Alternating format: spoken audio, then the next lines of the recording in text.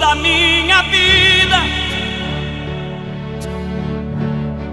Ó Senhor, te louvarei, pois meu fôlego é a tua vida e nunca me cansarei. Posso ouvir a tua voz,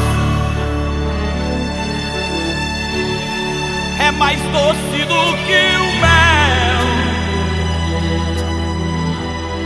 que me tira desta cova e me leva até o céu. Já vi fogo e terremoto, vento forte que